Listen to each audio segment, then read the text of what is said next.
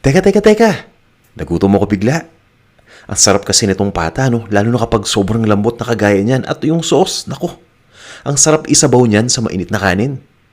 Kaya tara, magluto na nga tayo. Pagdating dito sa pata, hindi sapat ang paghugas lang. Pinapakuluan ko pa yan ng mga 10 minutes para matanggal yung scums, yun yung lumulutang. At nakikita nyo yung bone marrow, di ba lumalabas? Inaalis ko rin yan. At tinatanggal ko na nga itong pinakuluang pata dito. Pinapacool down ko lang at pagkatapos, hinuhugasan ko uli para siguradong malinis na malinis.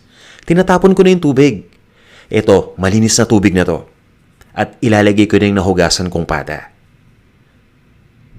Kung mapapansin ninyo, naka-pressure cooker tayo para mabilis yung pagpapalambot. Pinipressure ko lang itong pata ng 25 to 30 minutes.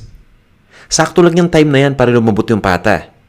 Huwag nyo nang tagalan pa yung pag-pressure cook ha. Baka naman humiwalay na yung buto ng pata sa laman. Baka iba yung itsura mamaya di ba? After nating ma-pressure cook, pinaghihiwalay ko lang yung pork stock o yung tubig, pati na rin yung pata. Gagamitin natin yan pareho. Pero for now, mag-isa muna tayo.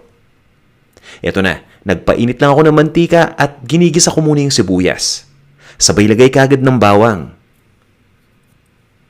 Tinutuloy ko lang ang pag-isa dito hanggang sa mag-caramelize na yung sibuyas. Yung tipong nagmi-medium brown na yung kulay. Pero dapat hindi sunog ha. At once na mag-caramelize na nga, nilalagay ko na dito yung pata na napakuluan natin kanina. Malambot na to. Konting gisa-gisa lang at binabaliktad ko pa yan.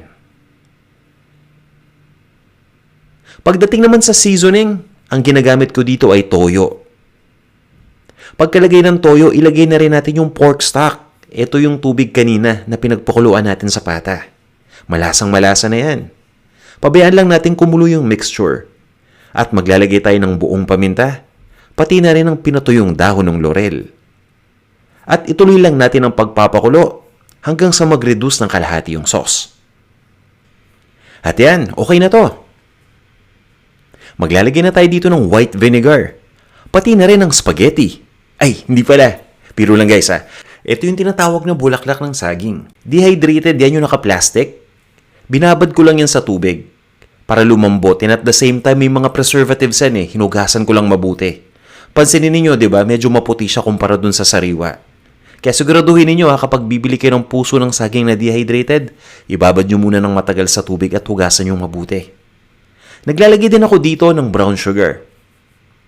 At tinutuloy kong pagluto hanggang sa mag-reduce ulit yung sauce ng kalahati. At this point ay okay na to. Tikman nyo kung kulang pa ng alat, pwede nyong lagyan ng asin. Pero para sa akin, sakto lang yung lasa nito. Para dun sa recipe, bumisita lang kayo sa blog natin, panlasangpinoy.com at isearch nyo lang ang paksiw na pata. Ready na to, tara! Kain na tayo!